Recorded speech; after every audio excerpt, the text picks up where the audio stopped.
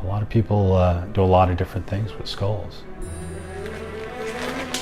They've been in our culture for centuries.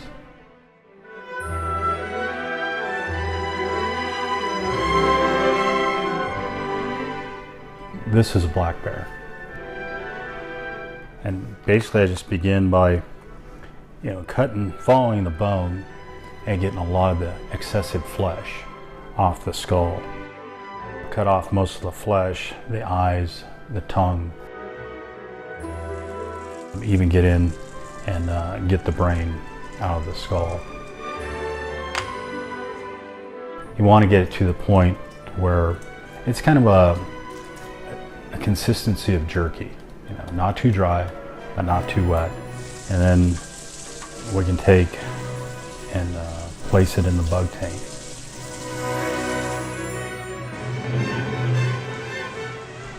It started out part-time, small business, and then over a few years' time, I got so busy that this is all I do, full-time now. So, and I really enjoy it. I mean, it's an artistic passion for me, and it represents a lot of things.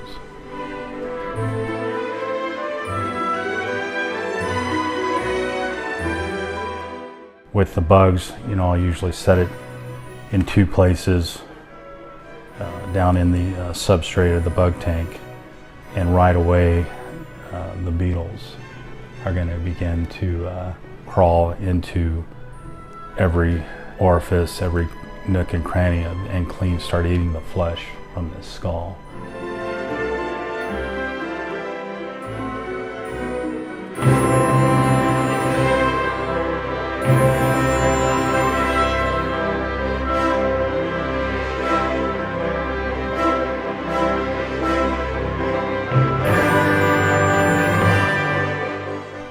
And then once the beetles have done their part, I've got to get the bugs out of it. There's still a lot of bugs in this skull.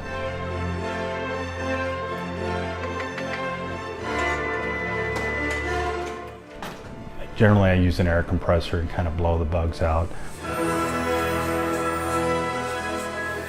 The goal is to get as many bugs out as possible. Sometimes just letting it set, they'll naturally crawl out of the skull. And then the next step would be to degrease and sanitize the skull.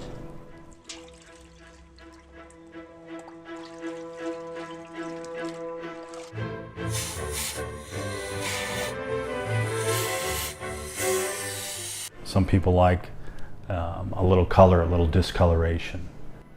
Some people like them really, really white.